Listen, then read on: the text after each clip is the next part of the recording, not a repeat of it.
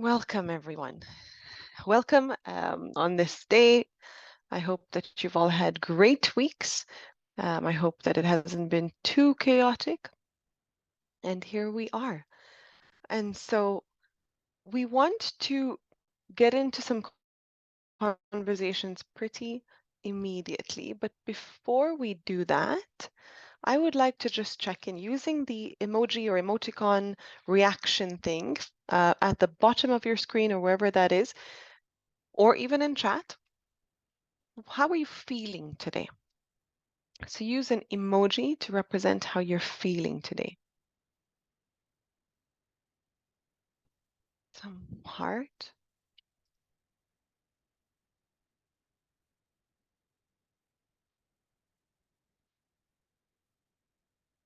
All right, I see a hands up. I see some like, oof, maybe it's been a bit of a chaotic week. I'm tired. Yes, for some it's quite late.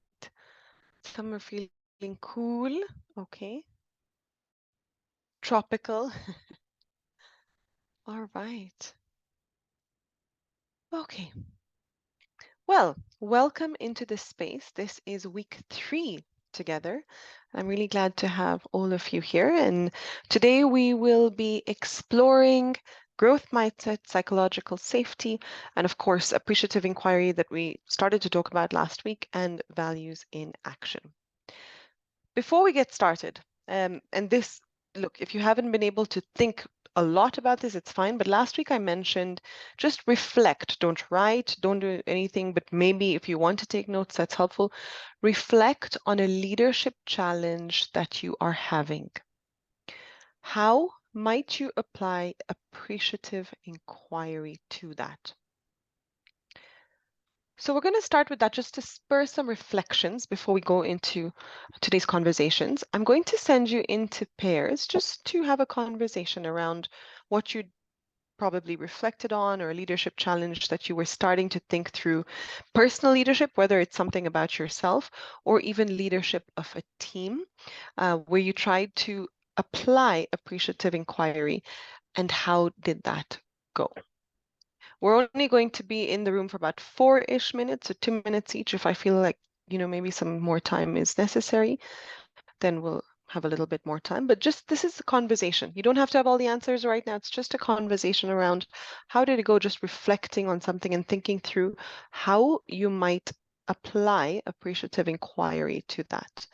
And the reason we do this is because this starts to feed into our challenge for week 5. So I'm opening the rooms now, and I'll see you back here in a few minutes.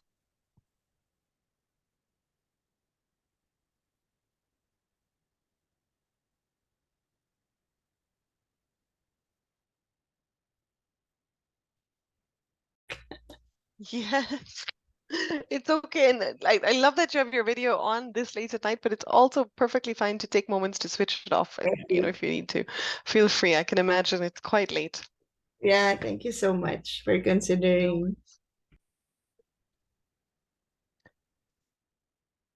All right.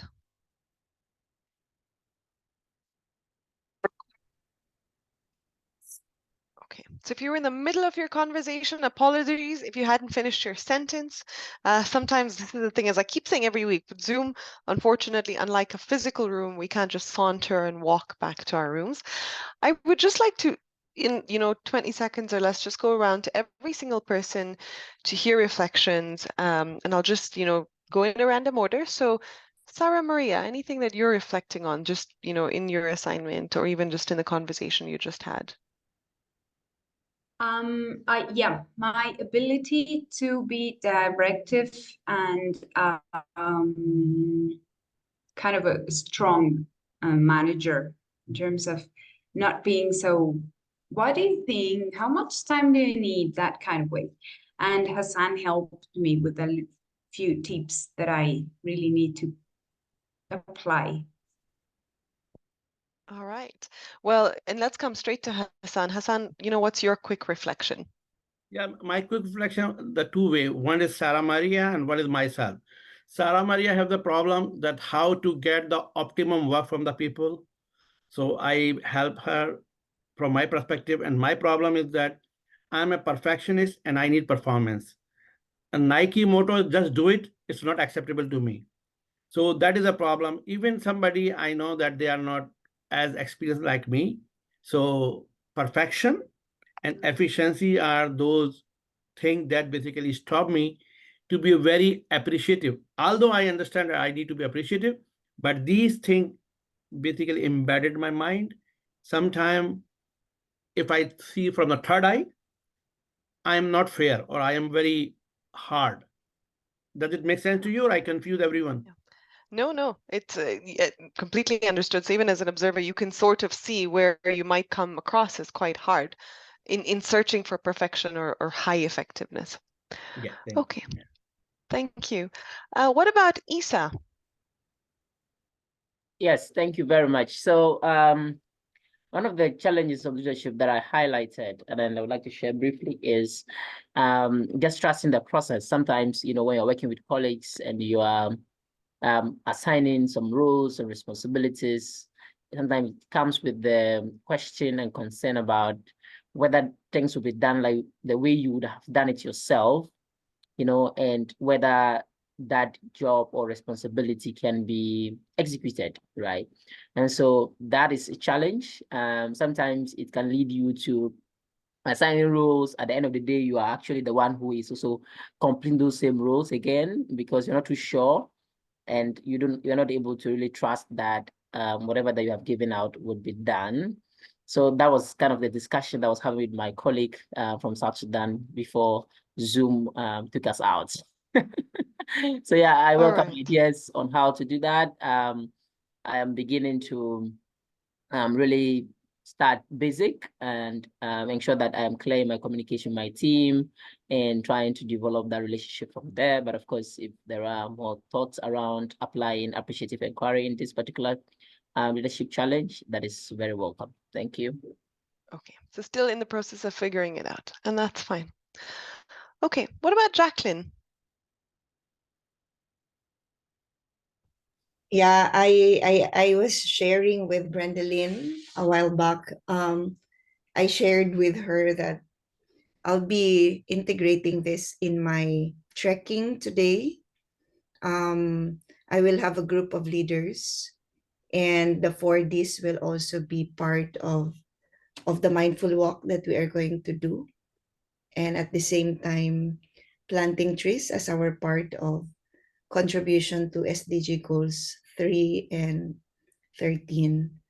So the 4Ds will be part of the restorative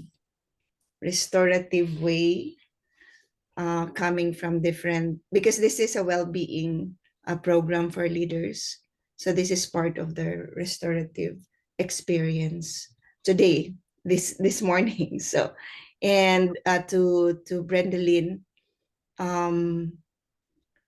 she used this in her meetings earlier before coming to this session today, and it also allowed her to map her way with her one-on-ones, and also sharing this idea of a mindful walk meeting as well.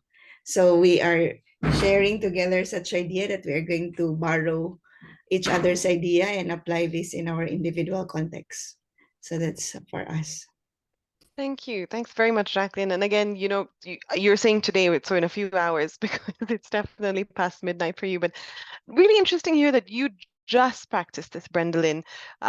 So keen to hear from you, Brendalyn. Any reflections? Yes, sure. Thank you. If I may say, I did tell Jacqueline as well, I would steal her idea of the mindful walk.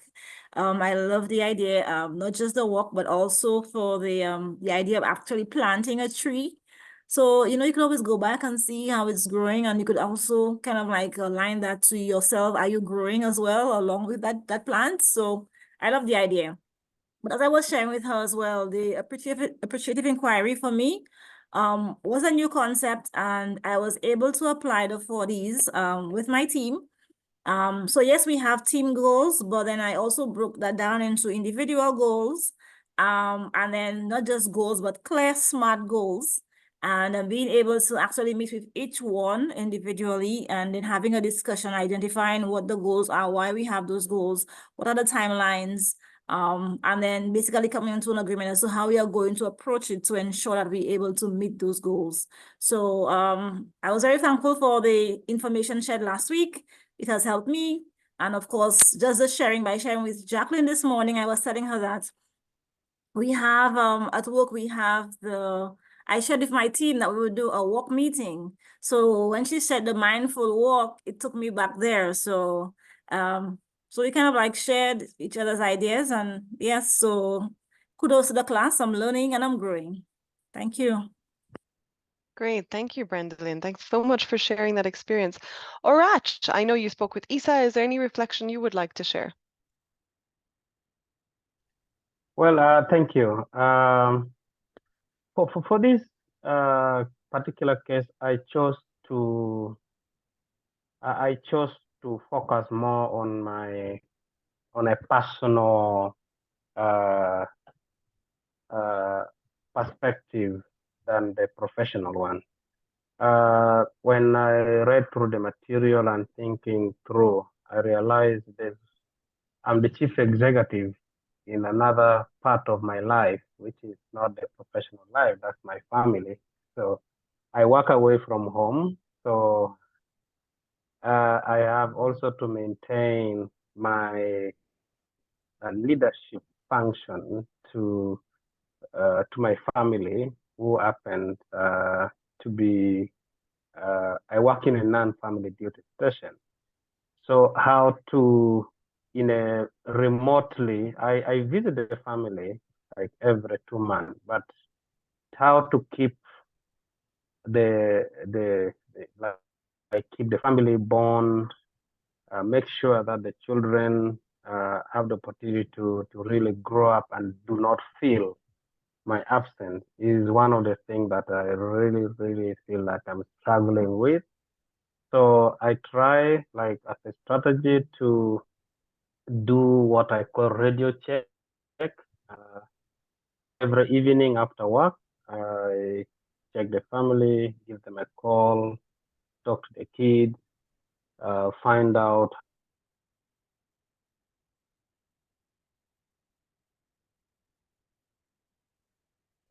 Oh, Orach, I think we have lost you on network. Yeah, thank you. Thanks, Orach. So I'm hearing you very loud and clear. That's starting to work with the family on this. All right. What about Sivan? Any reflections from you, just, having been in the conversation just now with your partner, or even trying this out? Yeah, Sophia and I were discussing situations of one is how to lead people that are leaders or very strong or charismatic people who are, how can you lead in this type of situation or make it like an opportunity?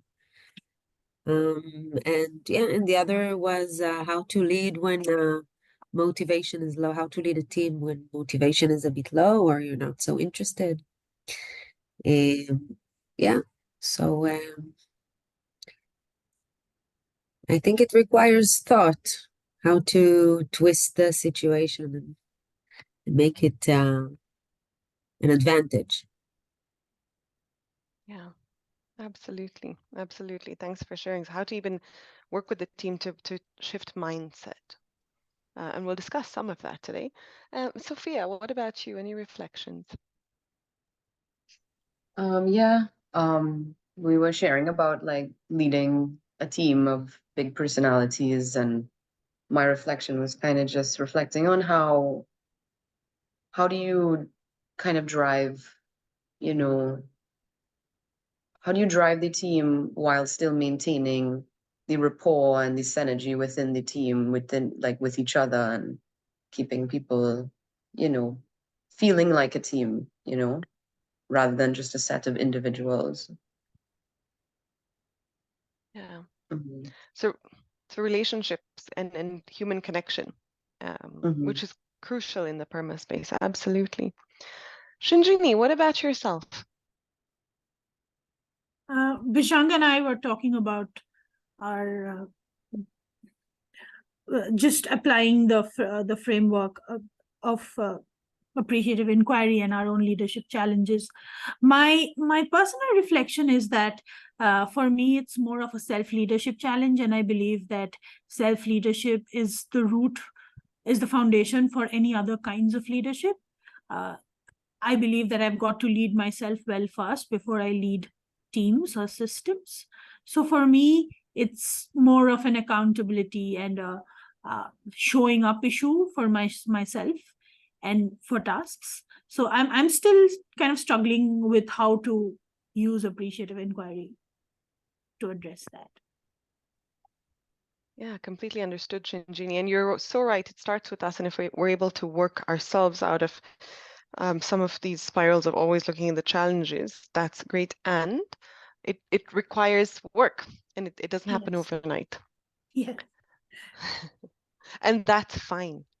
Thanks for sharing. Bishanga, what about you? Thank you so much. For me, I looked at a framework where in the situation we are currently in, within our operation where we are facing this budgetary constraint, we have to undergo realignment, staff reductions. So I thought it would be great to apply this appreciative inquiry. Like today, I started with a general staff meeting to explain to the entire team what the expectations and what will happen in the next 6 months to come, and how we plan to realign, where I had also the feedback from the staff on how we could be able to maintain our staff while doing more with little. So that's how I see how I would apply this appreciative inquiry. And as we go along, I'll be able to provide before the end of this session, I'll provide the concrete how I had applied this toward addressing the challenge I'm facing ahead. Thank you. Thanks, Bishanga. So thank you so much for sharing also that you're actively using it. And, you know, not that it's the only framework out there, but, you know, perhaps it gives a different lens to a team. So thank you all so much for sharing your different viewpoints. And you know, I see golden threads that it starts with us. How do I also see myself, how I appreciate myself to begin with? And then how do I work with teams, especially in a leadership role? And I've heard from some of you also, how do you use it in a space to connect people to each other? And also what I've heard from you that might come up as well today actually is, how do we create that space of safety, particularly when you might have very dominant voices in the room? So thank you all very much. So this is week 3 together. So we've talked about positive leadership last week. We started to talk about appreciative inquiry. We didn't get to values in action, but we will today. Today we'll start to talk about relationships and building psychological safety. And for personally, in my view, that is the core pillar to be able to really then lay everything else on when you think about positive leadership. And then next week, we have time together as we talk about meaning energy. And then you have a break from me, and I'll explain at the end of today what that means. And then in the final week, you know, we'll bring that all together. So today we'll really focus on just strengths, very quickly look at our values and action strengths and what this might mean for us, and close out with talking about growth mindset and psychological safety. And just as a recap, but all of you have said it, that when we think about appreciative inquiry, we're thinking about the 4D or 5D process. What is it specifically that I want to work with? What is working? What is best about us? What might be possible? How can we move towards it? And how do we make it stick? So in our research, in our learnings, what we find is positive leadership really is the sweet spot that is met when you combine high performance and a high level of well-being. And when we think about PERMA, that's really what we look at. So when we talk about high performance, that's the space where we talk about meaning and achievement coming from positive emotions. When we talk about well-being, we talk about engagement and relationship. And so very much the root of PERMA and the root of positive leadership is high performance in addition to high level of well-being. And so when I map it out personally, what I find is, you know, if you have high performance but low well-being, that's where we start to see burnout. And actually, if you're in the social impact industry, or you have been in the social impact, humanitarian impact, development impact space, we find burnout is even more increased than perhaps even sometimes in other sectors. If you look at Classroom in additional resources, we have suggested a couple of books. One of them is called The Idealist Survival Kit, and it talks about burnout in the social impact space. Very short paragraphs. I think each chapter is about less than a page, but that's where we start to see burnout, this high performance, because you really are, you're so driven, you're very passionate about the impact that you're looking to have. Sometimes for some of you, it's impact on people's lives, but it does sometimes mean that low well-being, and we see this a lot in the humanitarian space. When we have low well-being and low performance, that means nothing is moving. So even if you wanted to do some work, not much is happening. Sometimes we see complacency, where you have high well-being and low performance. So we really have to be able to see a balance where, in order to be able to perform, it means we do need to reach a certain level, and we can do that in many different ways. And appreciative inquiry is one way of using a framework to look at things from a positive mindset, but it is really important also to have a balanced well-being. So the sweet spot for positive leadership is where we have high well-being and high performance, where we have a mindset and purpose that's towards growth, that's positive, that we have tools and frameworks. For example, appreciative inquiry. For example, some other tools and frameworks that look at high performance or moving people forward by motivating and not demotivating and not punishing, and that become practice and ritual. Sometimes in some teams, we see high performance and high well-being really being about how well the team connects and how well the team holds each other accountable to well-being. I'm going to ask you now to do one thing for me. If you click somewhere above, wherever you see your menu where it says mute or stop video or participants, you will see something written annotate. I would love you to click on that, and you will get on the left-hand side options. Click on T where it says text. And in text, just type your name and put yourself on this map somewhere, because it'll allow you to actually directly type onto my screen. And then we'll take a screenshot. So if you're able to find annotate, when you click on the word annotate, look for the symbol on your left or right-hand side that says T or text, and type in your name. So don't write it, because then it becomes a bit messy, but just type your name and put yourself or map yourself. Where are you? Honestly, if you were to think about where you are in terms of your performance and your well-being and flourishing, where are you currently on this map? And I see a couple of people using, yeah, I see, okay, thanks, awesome. So I see a couple of things coming through, and I will save the annotation screen when we are done.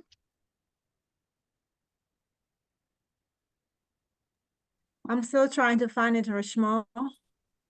No worries. So do you see your menu that says everything, participants, chat, Q&A, pause, or, stop Yes. video? So somewhere there, or if you click on the 3 additional dots, depending on what whether you have an Apple or a PC, you should see a little pencil-looking thing written annotate. Okay.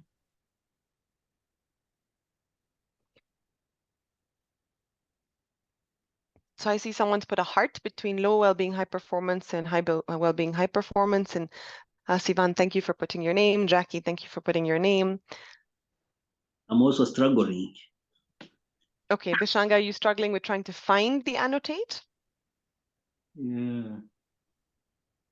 Where would you put yourself, Bishanga? I can try and help some of you. High performance. High performance, but what, low well-being or high well-being? A high well-being.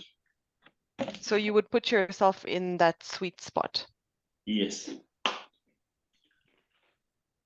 I also need I have help. a similar problem. I can see the annotation, but it doesn't give me the keyboard to type. I'm using a mobile device. I Okay, will see so myself somewhere where Jackie is okay, around where Jackie is. okay. I heard someone else. Was that Sarah Maria? Was it you? Yeah, I don't really know where to write, but I'm also on that square, like right in the middle Right in the of middle high. between the four? No, in the middle of the higher right square. Okay, so can I put you next to Bishanga? Yeah, Is that where that'd be you sort of great. are? Thank you. Okay, who else would like help? Brendolyn, were you able to? Yes, I'm still here. No, I can't. So No you worries, could put tell me me and I can help here you. next to Bishanga and Sarah Maria. Okay, I'll put you. That's really interesting. I'm seeing a lot of people in that higher box. Okay, anyone else? Anyone else unable to? Isa, that's you, right? ITS? Yes, actually find myself in between high Okay. performance and I for well-being, I would say I have low well-being, but I can't say very high well-being. Just this afternoon, I realized that I was having some stress and I had to sleep for a very long time. So I'm not too sure where I am. I know I'm not low, I'm not high, so I'm going to be in the middle. Okay, so who is not here yet that I can help you with? So I see Isa, I see Sophia, Hassan, Sivan, I see Brendolyn, Bishanga, Sarah Maria, Jackie, and Orach. Sophia, Shinjini, can I help you? Put you somewhere? Sophia, I see you. Sorry, I've just seen you.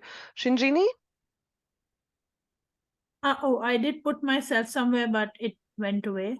I think I'm right on that line, the vertical line between low well-being, low performance, and high well-being, low performance. Okay, so I'm gonna put you. I'll actually move this. I'll put. Yeah, not there. Further So down. the one between. Oh, further. Okay, so you said between low well-being, low performance, and high well-being, low performance. Yes. Is that what you said? Yes. Okay. All right. Anyone else I'm missing? Is that all right, Shinjini? Yes, that is correct. Thank you. Okay. Okay, I think we have everyone. I'm going to download this image just so I know I have it. All right. And then let us see what came up. And when you look at that, I'd love to hear, give me a second here.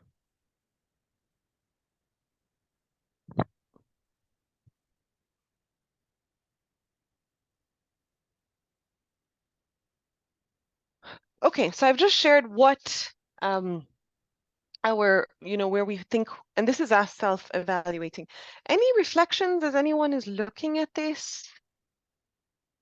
So what is very interesting for me to see is a lot more people, and this is great that you actually see yourself in the high well-being, high performance.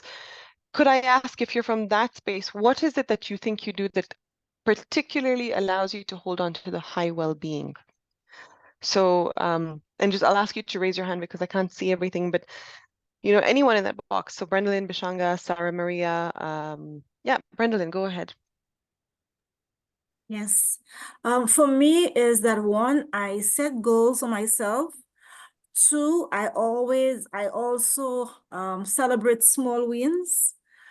Three, well-being is very important to me, so I'm careful what I eat, exercise, my clear thinking, and also I view life as a beautiful thing, and I try to basically enjoy every minute of my day, make it meaningful to me in whatever way I choose.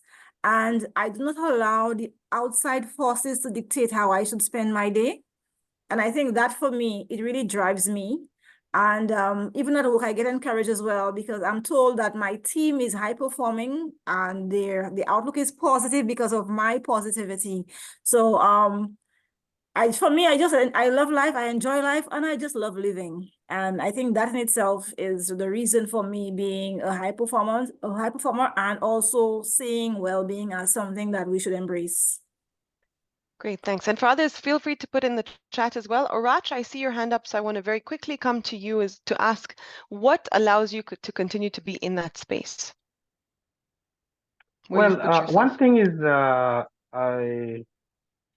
I feel like for my sense of well-being, I feel health-wise, I am psychologically and physically, I am well. So, and I feel in good spirit.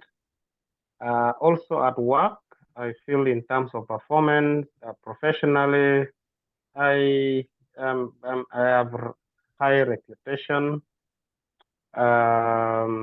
I have high reputation in terms of performance, but of late I felt like maybe I got a bit exhausted. I feel like I'm going through some distractions. So while my performance is not in question, but I feel like it's not really at my best, so to say. Okay. Thank you. Okay, thanks for sharing. Thank you, Orach, for sharing. I want to ask either Sivan or Sophia, you're in the middle between the low well-being high performance and high well-being high performance, and then Isa. And Isa, you mentioned stress, but either Sophia or Sivan, any of you can put your hand up or put in chat. What is it that you think would be necessary to take you to that high well-being space? For me, it's not that I don't know what I need to do to be in the high well-being space. I think it's just the reason I didn't want to put myself as high well-being, because I just think it differs week to week. Every week is different. Every day is different. What's going on is always different. I think I know what I need to do to center myself again, but there's always the ebbs and flows of life that, not every day is as bright as others, but I still try to do my journaling and conscious breaths and stuff. But yeah, just trying to be realistic with myself. Yeah, absolutely. And life happens, work happens for some of us. Some weeks are insanely intense, and we can be, one of the things sometimes with a chart like this, it can be a bit false, because sometimes we can be in multiple spaces.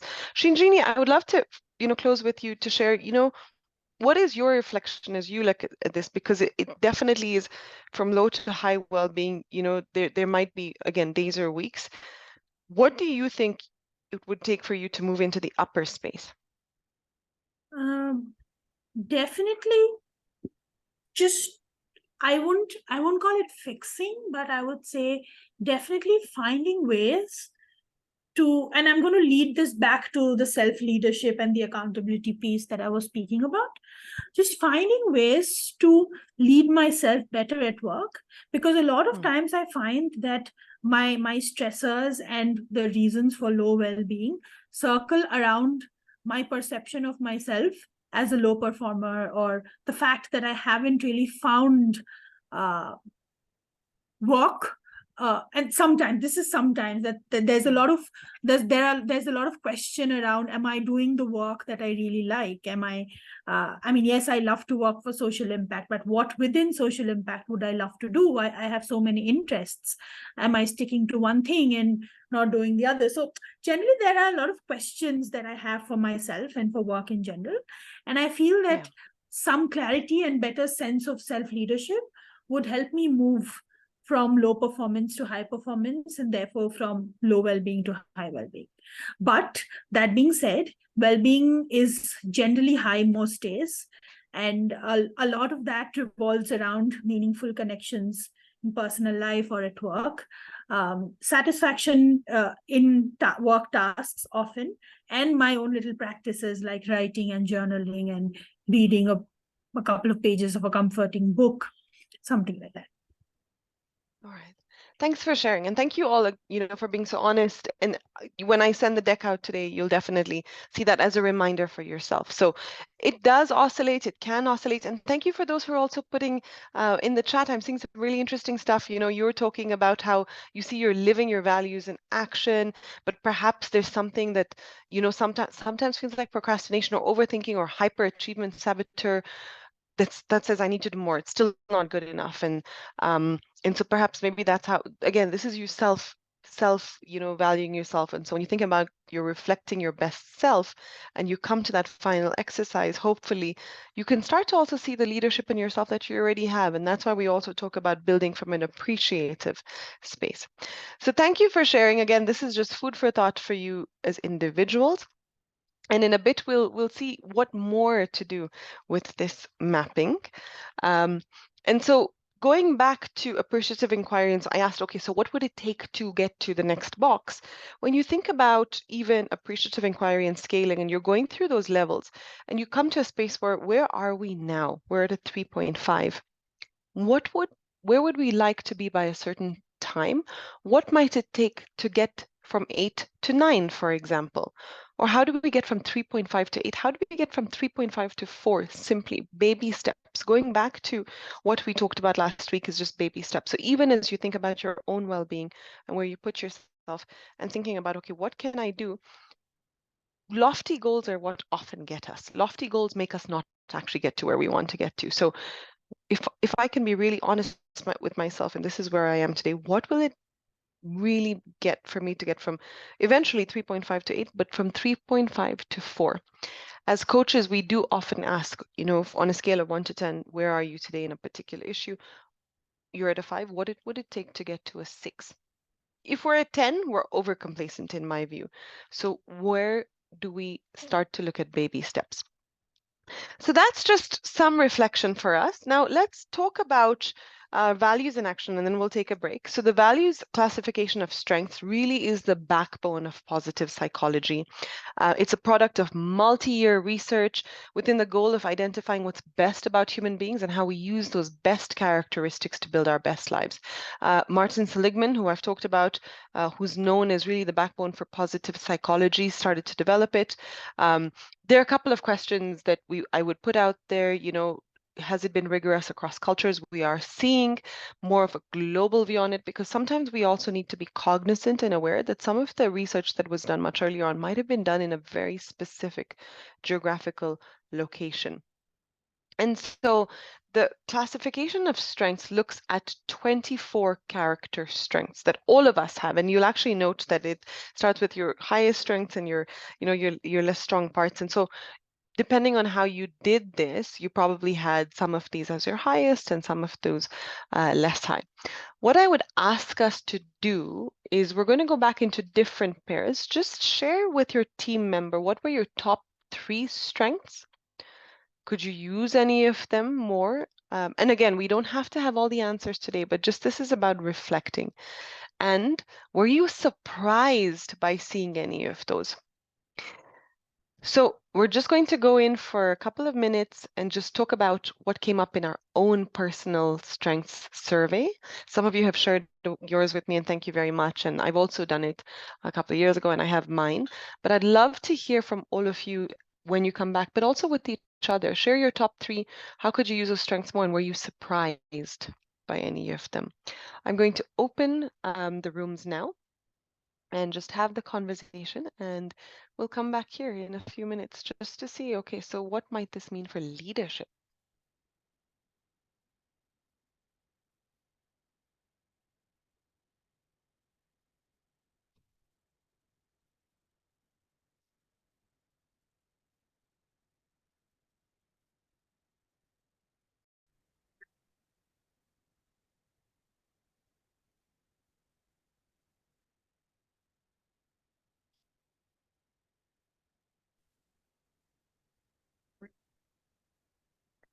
All right.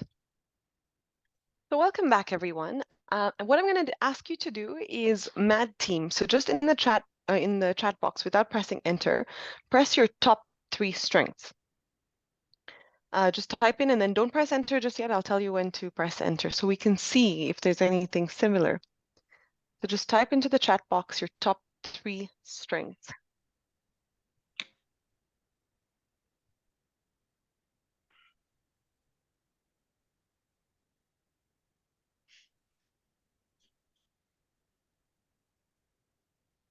When you're ready, press enter now.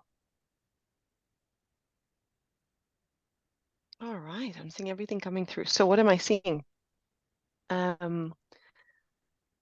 Hope, creativity, love of learning, love, teamwork, honesty, hope, creativity, humor, creativity, love of learning, gratitude, honesty, spirituality, courage, perspective, fairness, honesty. All right, thank you for sharing. As I look at this list, I see some very common threads. So you see creativity coming up a lot, and sometimes we believe that creativity is not necessarily a skill that we might have within ourselves. But let's go back to when we talked about I think it was last week's World Economic Forum, actually the first week's, the future of jobs, where creativity is coming up as a skill, and so you can see that in yourself. And also I'm seeing honesty, which is great. And when you think about this, the reason why I was asking you to just share the reflection is when I personally look at my own, actually, my top 3, in being very honest, is spirituality, creativity, and gratitude, like some of you.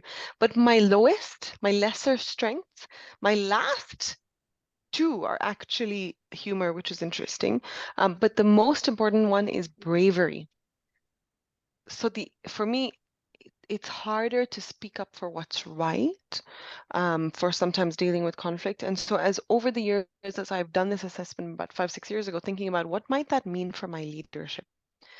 So looking at what are your strengths that you can start to work on, and what might you have that you need to work on in terms of lesser strengths as you think about how you show up as a leader. Does anyone have any reflections at this point as they're looking on that, or any real shocks to your results and thinking, oh, actually, that doesn't sound like me at all? And that sometimes happens.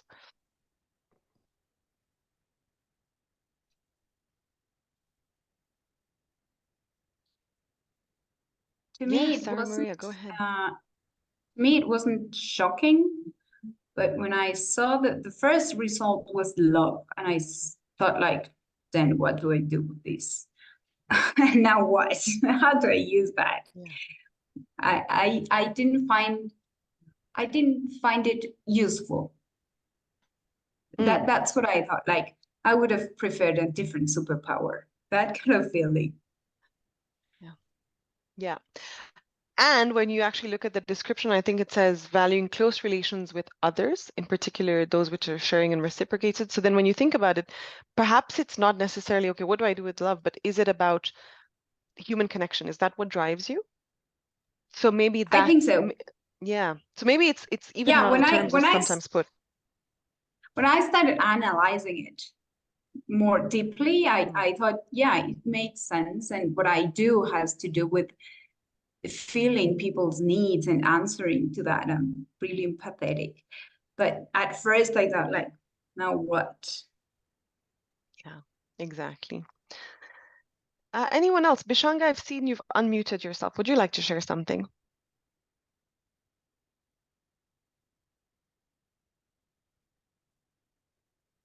Bishanga? I think this was a technical. Oh, okay, no problem. Anyone else want to share as they were looking at the results? And of course, exactly what Sarah Maria has pointed about. This is not about going at something with face value, but understanding, okay, then that's why I started that, it's in some cultural contexts, even in some different contexts, some words might mean different things to us, but what is the basis of this? Does it make sense to how we show up? And so necessarily, sometimes you hear this phrase, taking things with a pinch of salt, but also really thinking about, okay, this is not an absolute end all be all. And does it define how I show up in most of my interactions? And so the reason we do this is because we then start to think through, okay, what is in here that drives my positive leadership? Shinjini, did you want to share something? Yes, my top 3 strengths are kindness, love, and spirituality. Honestly, I'm a little surprised by spirituality, but with kindness and love. If I put it against the framework, the lens that you just mentioned, Reshma, is this how we show up? Yes, it makes sense for me. I have actively tried to be more kind to just more kind as a human being, which makes me more kind to myself, which in turn makes me kinder to others. So it's been effort. And when I say love, I mean love also in terms of the work that I do. You've asked us to do a personality test, right? So even there, the results that came up, the whole thing kind of makes sense for me as a big puzzle where all the pieces are fitting, where you feel that there is a purpose, that you're deeply passionate about what you do, and you show up with love. Yes, absolutely. And that starts when we think about the PERMA framework, that starts to hit that M, the meaning, what's meaning and what's motivation. Thanks for sharing. Anyone else want to share before we take a quick break?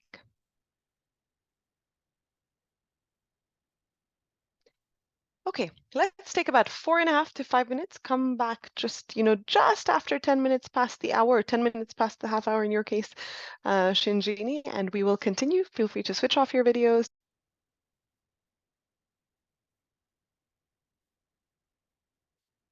Perfect. I see a couple of other thumbs ups.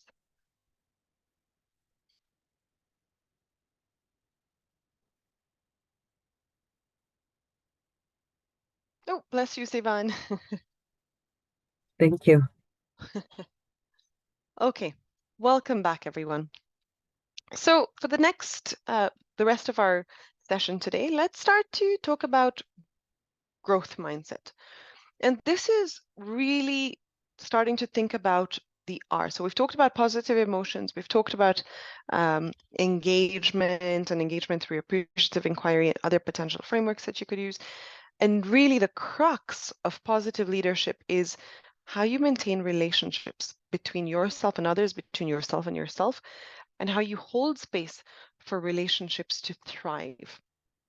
And so growth mindset is a space that as leaders you can also encourage both for yourself and your team. I'd like you to just in chat, but don't press enter, when you think of the term growth mindset, what comes to mind? So just type it into chat, but do not press enter just yet. When you think about growth mindset, what comes to mind?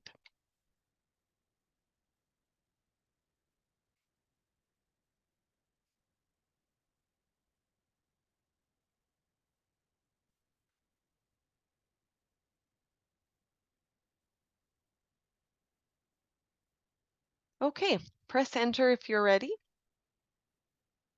Let's see what's coming up. All right, adaptability, open to change, learning and growing, evolving, sustainable, continuous creative learning, positivity and opportunities, openness to try and learn. Absolutely. So the sense of a mindset really comes from thinking by Dr. Carol Dweck, whose work is still used today. And so when she thinks about a mindset, it really for her is the definition of a self-perception or a self-theory that people might hold about themselves, this belief that either I'm smart or not smart, or I'm a good teacher. Sometimes, as bad as I'm a bad parent, or I was born like this is the way I am, I cannot be musical. This self-perception, and often depending also on the cultures that many of us have come from. And as we talk about this, think about why might this matter for me as my own self-reflection. In some of our cultures, I know growing up in Kenya, for example, you were either really good at something or really bad at something. There was no in between. There was no, you can improve, you can get better. In some other cultures, that might be the case. Education systems or cultures have led people to believe that the idea of a fixed mindset is true, that someone is the way they are, and so they cannot be changed. And so Dr. Carol Dweck wrote a book about this actually, and it's been around for quite a few years. It's called Mindset, The New Psychology of Success. It's the one on the screen, so if you're ever interested in reading this. And so when we think about the fixed mindset, that your intelligence and your talent are fixed traits and you can do nothing about them, that sort of limits you, right? It's either I am this way and I can't change, or this person is this way and they can't change. And what Dweck's research was that she did across multiple students around the world, she saw that students who had adopted a fixed mindset, the belief that they're either smart or dumb, and actually the word dumb used, there's no way to change this, that actually they would learn at a slower rate. They would shy away from challenges because they had come to believe that they were that way. That, and when students with fixed mindsets fail at something, which inevitably would happen, they tend to tell themselves that I will never be able to do it, or make excuses for it. Alternatively, this growth mindset is this idea that intelligence and talent is potential that can be developed, and that I can shift myself and change myself and build on my abilities and upskill. And the thought belief that actually the most basic abilities can be developed through dedication and hard work, and that brains and talent are just the starting point. And so this view starts to create that love of learning, going back to the values in action, as well as resilience that is essential for greater accomplishment, and particularly resilience for leadership. And so when we think about leaders as ourselves, as a first level, think about, do I have a fixed mindset? Do I have a growth mindset? But also as a leader, do I support my team by having a fixed mindset about them and perpetuating their own fixed mindsets, or do I have a growth mindset about them? And let's actually look at this in more detail. So I'm going to ask for your help here. In the chat, I am putting a link to the Jamboard. Please do click on it and you'll see the first screen, and the 3 questions we're going to ask ourselves. The first one that you will see is, and please, again, just use sticky notes. You don't have to put your names on it, but just go to sticky notes and put in, based on your view, how do you think each mindset responds to feedback? How does a fixed mindset respond to feedback? How does a growth mindset respond to feedback? So just put in a sticky note, and I see a couple coming through already.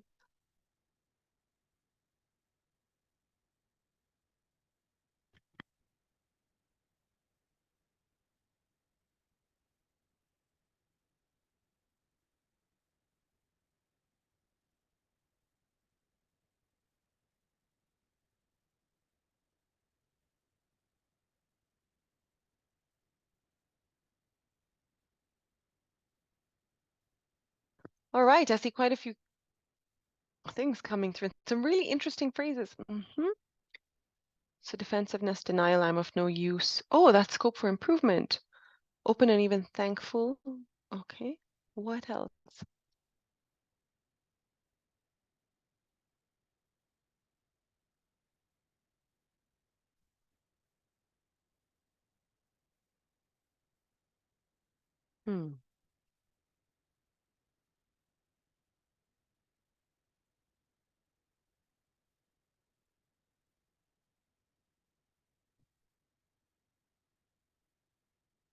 Okay, so some keywords coming up that again are starting to build a golden thread between the things we've been discussing the past couple of weeks. This idea of curiosity, of acceptability, of being open and thankful, versus this defensiveness and I'm of no use and I'm right, and denial. And we are human beings.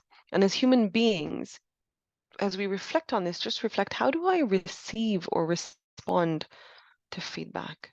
Perhaps if it's someone who's in a higher place of authority, higher than me, I don't say anything, but I do feel threatened.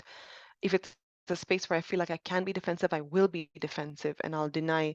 And perhaps, as you said, I disregard other opinions, I get sensitive. So where do we lie? And how do we shift? Is there anything we need to shift? And I'm seeing some great suggestions. Can we meet to discuss it further? Okay, that's a scope for improvement. I'm grateful for this. Curiosity, tell me more. I'm curious about, I'm not coming from a space of negative curiosity, but I'm really curious about this, so let's talk. As you look at this, particularly as a leader who's leading teams, think about when you potentially have to give 360 feedback to your team members, or you have to give a performance review to someone, and think about how they respond to you. Particularly if you feel like you have a strong enough relationship.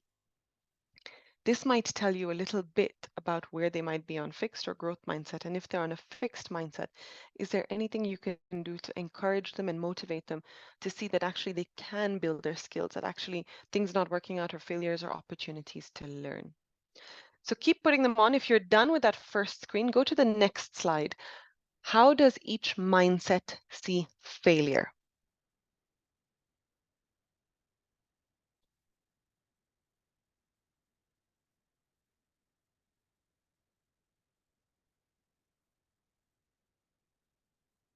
So if you're done the first slide, just go to the next one and start to add there. How does each mindset see failure?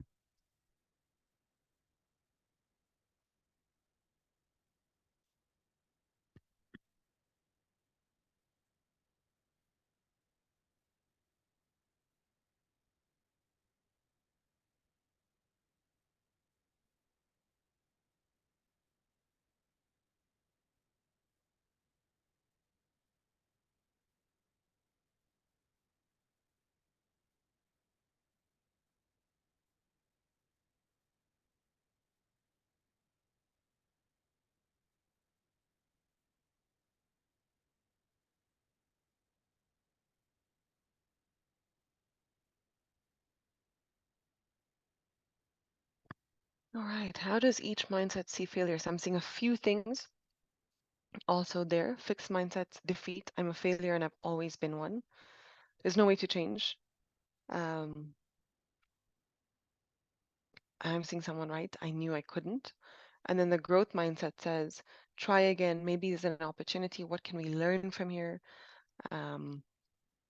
What's part of the way I failed at this task, but that doesn't mean the bigger picture.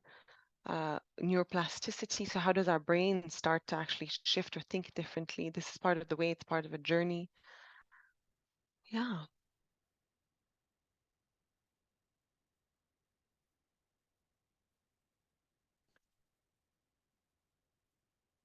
And I'm seeing a lot of other things coming up there. Celebrating wins, figuring out how to get better. How can I do it next time? Versus this fear. Failure actually creates a fear response, even a physical fear response in our bodies. In this, I'm always a failure. I have always been one. So failure perpetuates that thought about us. Nothing works for me. It's not me. Look at the words that are being used. And as you look at this, think about, have you been in this space where you have thought about these words for yourself? And as a leader, what might you want to change? And if you're done the second slide, there's a final and third slide. How does each mindset see the need for change? So if you're done with the first and second, if you are not, by all means, please continue to add. There's the third slide. How does each mindset see the need for change?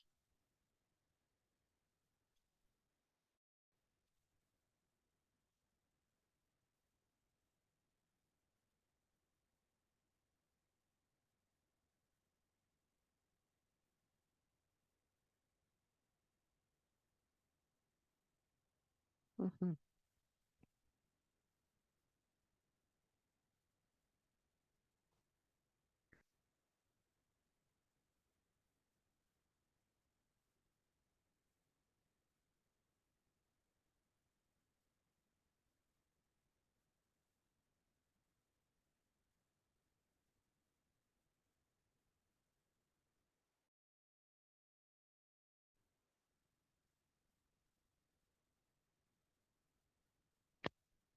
There's some very interesting things also coming up in when we think about how we see the need for change.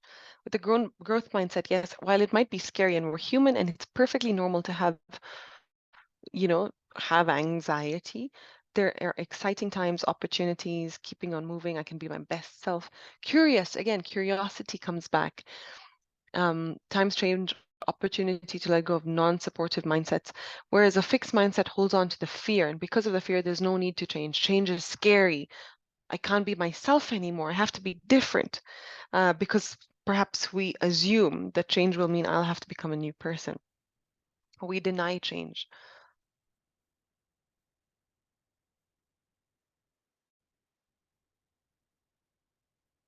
Yeah, or we resist. Lots of resistance. Whereas those who have a growth mindset might say, okay, I welcome this. I'm still anxious and I'm curious about what's going to happen. I'm cautious, but you know, it's part of the journey, part of the process.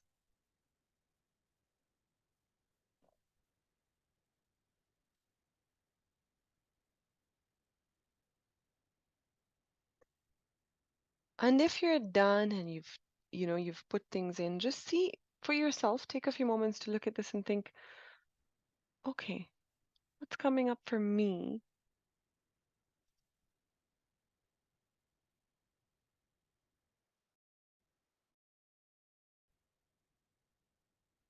Oh, we have, let me get back to our history. So we can get back that page.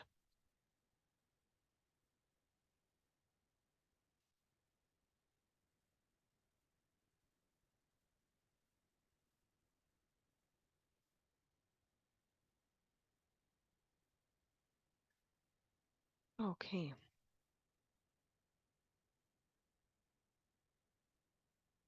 All right. So please keep adding. As you look at that, and we'll circle back today. Just think about how and why might this matter? The things you're starting to see on the screen. How might this matter for the relationship with yourself? Where could I develop a growth mindset? For the relationship on your teams, if you're seeing yourself in perhaps a more fixed mindset, or if you see team members in a fixed mindset, how do you start to motivate and encourage them towards a growth mindset? And how and why might this matter for you in terms of the relationships in your organization? So when you think about why it would be important for yourself to develop a growth mindset and to encourage that in your teams, how might you do it and why might it matter? Does it matter? This is a rhetorical question, of course, for all of you, and we'll come back to the ending with circles of reflection. So just thinking through as you're seeing, please do take time to see, and I will share on the deck as I send it out today, what is this meaning for me? And as I think about where I'm placing myself, where am I really as I think about myself today? And I wanted to add in another element. So of course, for many years, we've known this idea of this fixed mindset, growth mindset.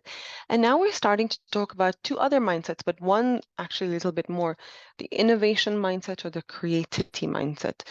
Maker's Empire did a very interesting mapping of how this was used, particularly in response to the COVID-19 pandemic. So in fixed mindset, for example, we say, okay, what's the problem? COVID-19 is making people sick around the world, or schools are closed and children are learning from home. The fixed mindset would say, I can't learn if I can't go to school. The growth mindset would say, I keep learning if I put in the effort and stay motivated. And the innovation mindset starts to see outside of the box. I have a unique opportunity to learn new skills and try something I've never done before. And so this innovative mindset is going beyond the growth mindset that says I can upskill, I can build my skills, I can change. Beyond that to say, actually, I can use this as an opportunity to completely shift my patterns even. So when you think about even how, going back to this very specific example, COVID-19 is making people sick around the world, many of us jumped into our fight or flight responses into the fear. I'm scared and worried about what is happening. I feel no sense of control, which was many of us. And then we move towards, okay, I can start to stay well informed, look at the right sources of information, understand how it impacts me and our family. And the innovation mindset was, I can use the information I learned to make the most of this situation. And so even people who were looking at how, what does social distancing mean? I can't meet my friends. And that was actually one of the biggest things when we go back to PERMA and we talk about relationships. One of the biggest impacts to relationships, and particularly with teams across the world, was the inability to meet in person or to be in close proximity. So of course, the sense of I'm alone, I have to stay indoors and do nothing. For some people, it wasn't even possible. I know in different countries had different rules. For some people, it wasn't even possible to leave your own house to go for a walk. And so the growth mindset said, okay, can I try and do new things in the space I have? But the innovation mindset said, can I use this opportunity to help people do things differently? Some people looked at helping people stay connected in innovative ways through technology. So as we think about fixed mindset and growth mindset, let's also start to think about, in today's world, and going back to these terms we've been using around this volatile, uncertain, complex, and ambiguous and permacrisis world, how do we use the information at hand beyond shifting our own belief patterns and doing things for ourselves? How do we move towards doing things differently, being innovative, thinking outside the box, thinking of the opportunities? And many of you on the Jamboard have said looking at these as opportunities. So just to put there that as we think about fixed and growth mindsets, there's also this belief around innovation mindset and very closely related creative mindset. So let's close the half an hour. And I know I've spoken a lot today, but I do want to come back to all of you and give you space to reflect today, because today is really around reflecting for yourself. Let's talk about psychological safety. And I'm going to stop sharing for a second and share my Menti screen. All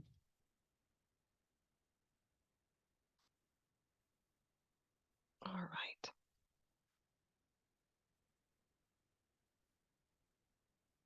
Okay, so you're going to see in front of you a Menti screen. At the top of the screen, you just need to use the code 65833418.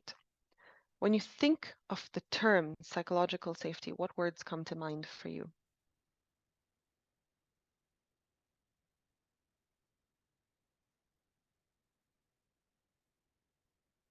When you think of psychological safety as a term, what words come to mind for you? If this is the first time you're hearing, what do you think it might mean for you? And yes, I can share the link. Give me a second. I'll share the link in chat as well.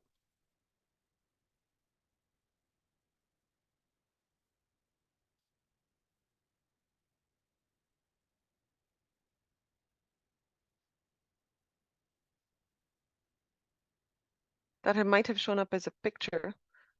Give me a second. I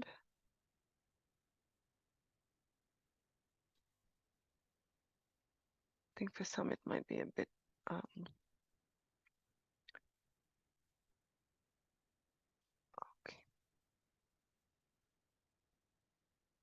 There, the link is in the chat. When you think about psychological safety, what words come to mind?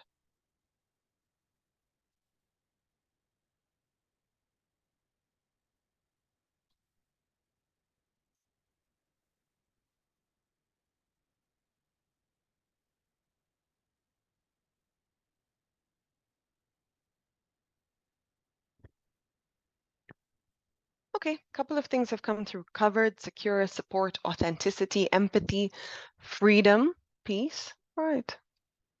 Acceptance, brave, worth, covered, secure, brave and safe space, happy to be who you are, showing up as your authentic self without pretending to be somebody else.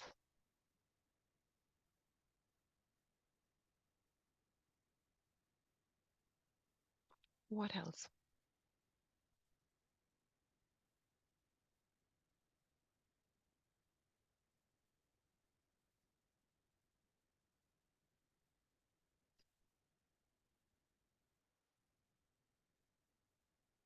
What else? When you think about psychological safety, okay, other things coming through.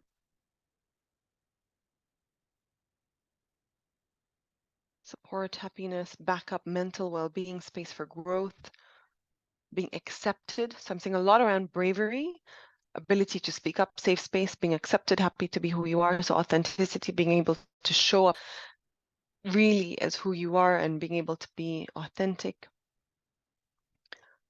Okay, keep on coming and we will definitely put this in the chat. And yes, absolutely. Being authentic, being in the space where you feel like you can speak your truth. And psychological safety in the past years has been really, really important for teams.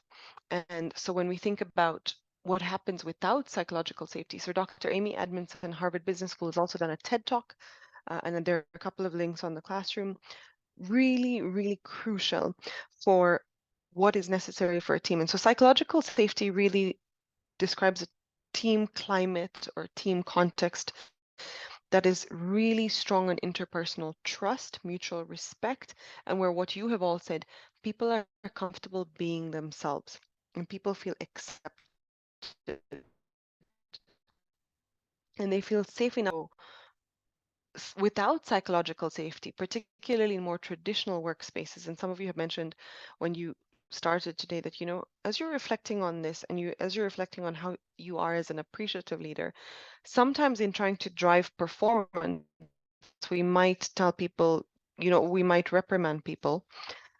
And so people shut down because people then in a space where they don't feel safe enough to be themselves don't want to look ignorant or incompetent or intrusive or negative. And it's easier to manage, to not ask questions, to not admit mistakes, to not offer ideas, or to not even be curious or question the strategy.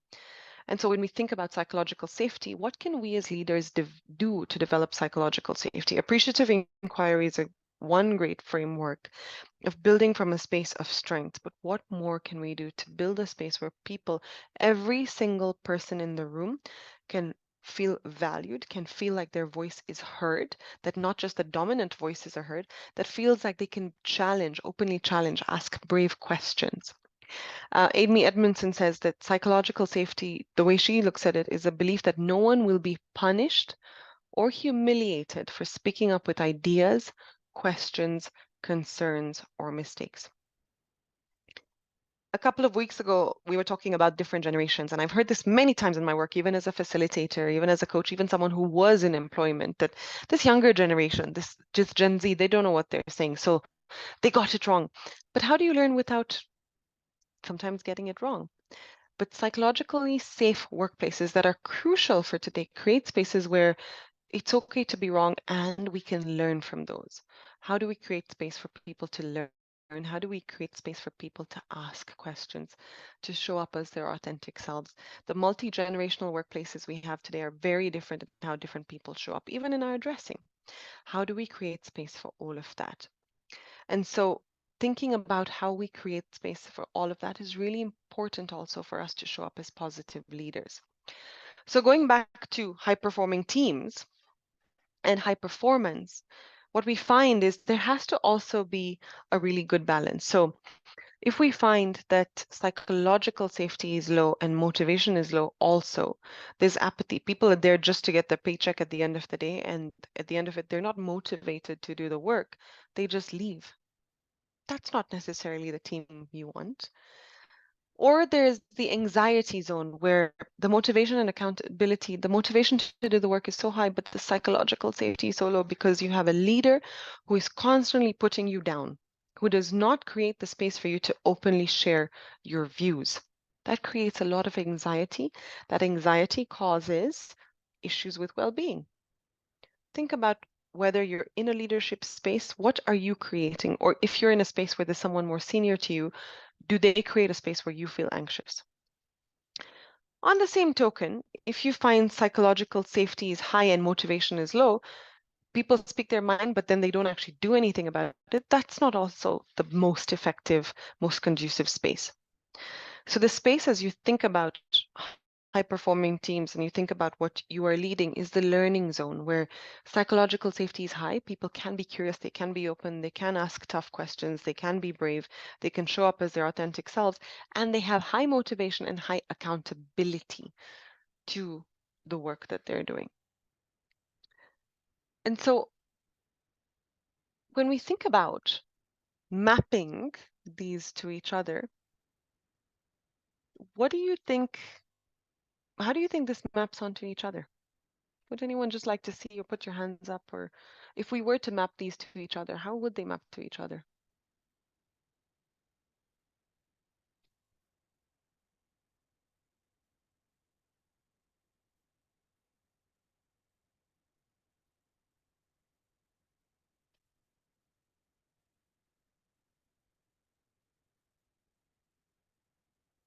Do they map directly on? I think they do. I think they correlate. Mm-hmm. So, and again, there's no, no final answer here, but just to think about, there is a correlation. There is a correlation, perhaps in a space of high, well, I think the only one that might potentially swap is the comfort zone and the high well-being and low performance, where someone feels comfortable, but their motivation and accountability is low. But when you think about these two for yourself and performance, well-being, performance, positive leadership, and psychological safety, to create that learning zone, to create that high well-being, high performance zone where people feel authentic, what mindset do you have for yourself? Is it the growth mindset? What purpose do you have for your team as well? What tools and frameworks are you putting in place? What practices and rituals are you doing for your team? And so when we think about this, how do you build psychological safety? Really looking at work as a learning problem, going back to the appreciative way of looking. There's a lot of uncertainty ahead, and that's okay. And how can we start to think about it? Being also very honest. One of the things that builds the strongest psychological safety and trust in team members is being, and I know that's not always possible, being as open as possible as a leader, but also acknowledging your vulnerability. I may miss something, I need to hear from you. So I really would like to hear. I'm creating a space. I really want to hear from you because your voice matters. I'm genuinely curious, and modeling curiosity by asking a lot of questions. And I'll leave here on the deck, there's actually a great psychological safety team performance exercise that you can use. So I want to take a few moments to just stop and think about some reflection for yourself. And just thinking, so we've talked about values in action, you've talked about your values, we've talked about the well-being and performance. We're starting to talk about psychological safety. Just reflect for a few moments. What's coming up for you as you're reflecting on your own leadership?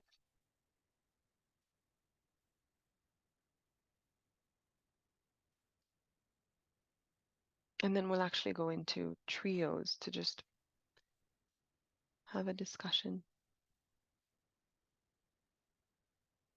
And then we'll open the floor to just questions and conversations.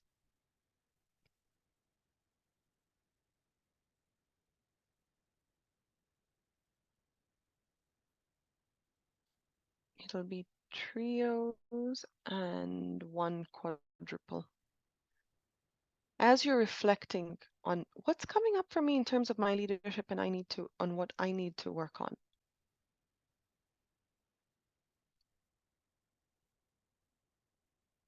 What is coming up for me?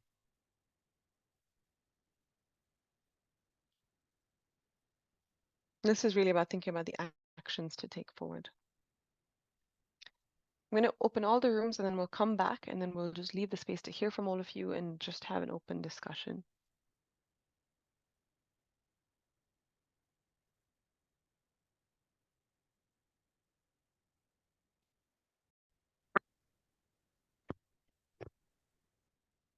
Welcome back, welcome back. I'm just waiting for everyone to come back.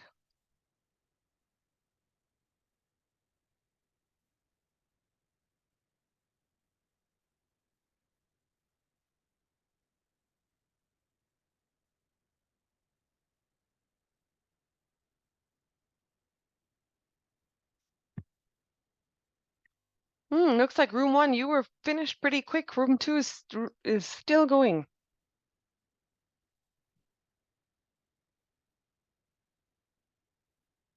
Okay, and here they are coming back. Okay, so the point is not to debrief on that, but today's session was really a lot about just exploring all these different things, and I would love us to just go around in a circle, and I want to give you a chance to just see, please share any thoughts you have on, and we're going to do this to do exactly what building psychological safety involves.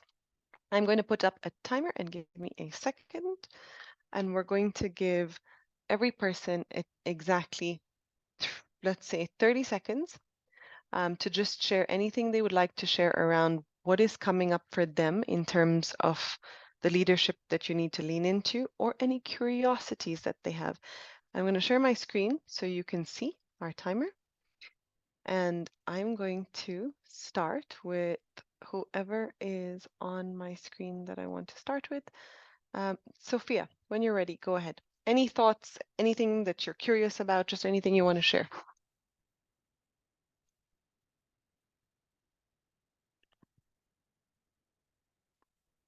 Sophia, are you there?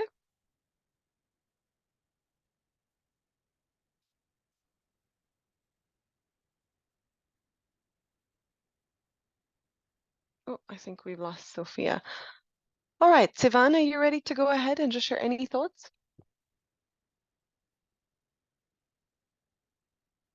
Yeah, yeah, we can share. So I guess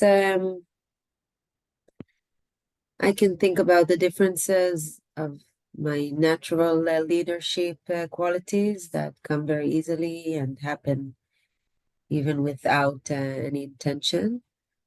But also maybe I need to put more focus on what I can develop, what can I change. Yeah. Okay. And I'm deliberately putting the timer so we all get an equality of voice, which is important for psychological safety. So this is a real test case for how quickly we can share what we want to share. Hassan, your 30 seconds. You ready? Yes. Go ahead. I will add my view as well as the 5 people. It is in a nutshell: diversity, inclusion, open mindset, and compassion. All those factors you need to have if you want to be, in that area. Okay, thanks for sharing. Thank you. Bishanga, are you ready for your 30 seconds?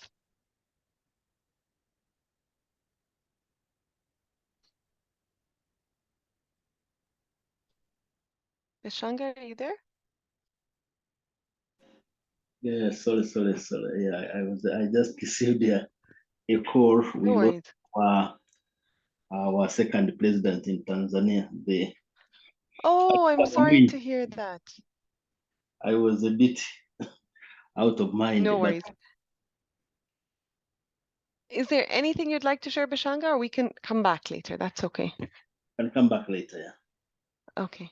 Isa, what about you? Yes, so for me, psychological safety also requires continuous learning and adaptability and just evolving. And I think also for me, what I'm thinking also is to provide an opportunity for people to really express how they feel about things, and to be intentional about whose voice is heard, such that you are able to listen to a diverse range of stakeholders and people that you work with. Thank you. Thank you. Jacqueline. Yeah, I think my one word is enlivening. Honor what makes me come alive.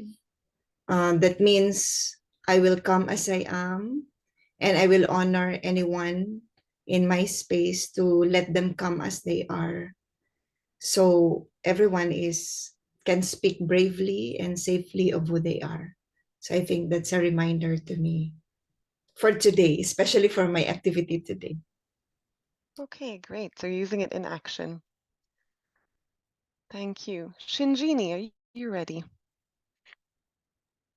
Yes, I have a question, curiosity. Sure.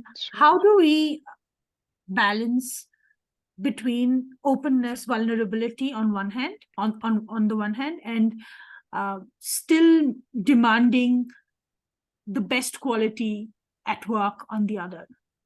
I feel like efforts to be vulnerable make you be construed as someone who doesn't value quality. Yeah, that's all. Absolutely. Thank you. And thank you for sharing that reflection. I think it's a really important one. And it comes back to that accountability. Like, how do we set accountability? So thank you. Who have we not heard from yet? Brendalyn? It's me, yes. Ready? Yes, Yeah, go for me, ahead. Any it's thoughts? for me, it's how I can continue to create a safe space for persons I interact with, both on a personal level, on a professional level as well, and in my other daily activities. So ensuring that persons always feel that sense of security and safety. Thank you. Sarah Maria. Okay, I found that we at my organization are doing a great job. We're providing a safe space for the team, and I just need to offer clear frameworks and goals, and that will keep going. All right. Orach.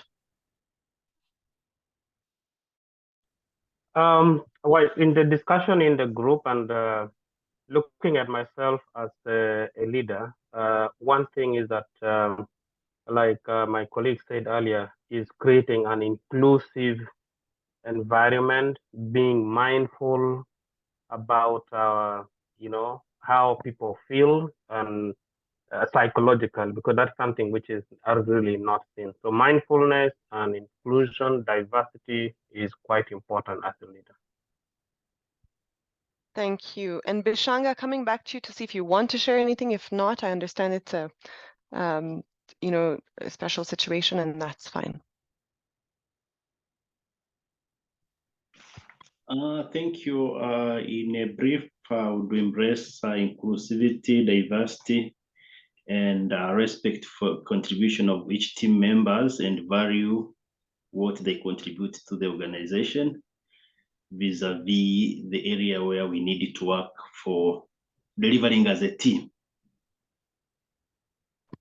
Okay, thank you very much all for sharing. I know we're at the top of the hour. I don't have too much else to say. Of course, you will get my regular email for homework. I would love for you in the next week to just share anything that is coming up for you that you're learning about your leadership, particularly following today. You did do a reflect best self exercise. And that is going to just be more for you because you're going to use that in your final week.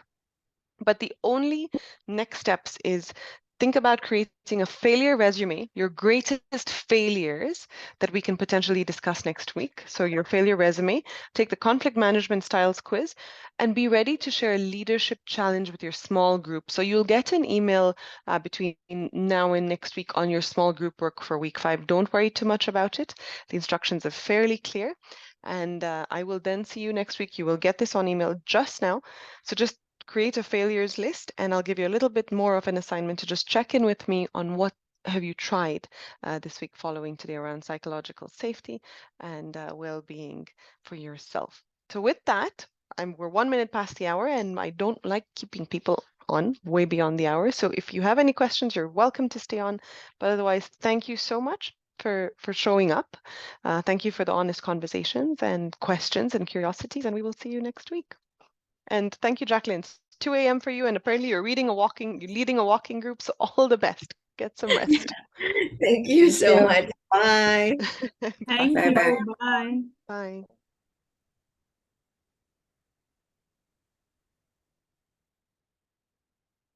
Thank you. Bye-bye.